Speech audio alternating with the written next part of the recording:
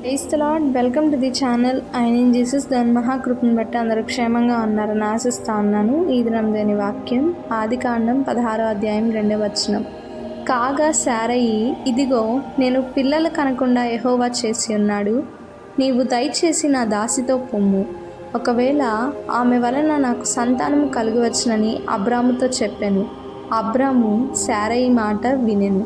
ఈ దినం మనం అబ్రహాం గారి యొక్క జీవితం నుండి మరొక విషయాన్ని ధ్యానించబోతా ఉన్నాం. అదేమనగా, అబ్రహాం గారు తన ప్రియమైన తన ఇష్టమైన భార్య అనగా శారయి గారు వారి కోల్పోయిన ఆశీర్వాదంను బట్టి మరొక మార్గంను అనగా పాపం యొక్క మార్గంను ఎంచి ఇది కరెక్టేనేమో, ఈ విధంగా మనం ఆశీర్వాదం పొందవచ్చేమో అని అపవాది శారయి గారి రూపంలో తప్పు చేయడానికి ప్రేరేపిస్తుంది.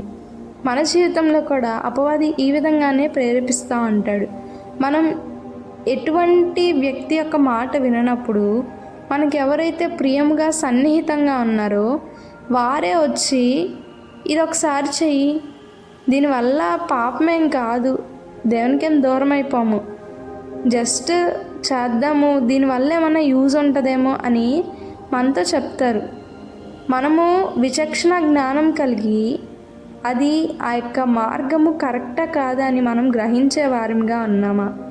అబ్రహాం గారు తనకున్న ప్రేమను బట్టి ఆ మార్గం తప్పు అని గ్రహించలేదు. మనమైనను గ్రహించే వారంగా ఉన్నాం. ప్రార్థించుకుందాం. మమ్మల్ని మిక్కిలిగా ప్రేమించిన మా ప్రియ పరలోకపు తండ్రి, దేవా, ఈ దినమందు ప్రభా నాయనా, మా యొక్క విచక్షణ జ్ఞానమును ఏది పాపము ఏది నీ యొక్క మార్గము అని గ్రహించుకునే ఆ యొక్క ఆలోచన శక్తిని మాకు అనుగ్రహించండి.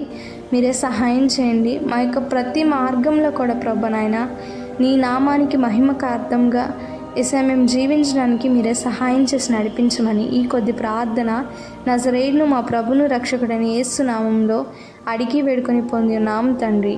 ఆమెన్. Praise the lord.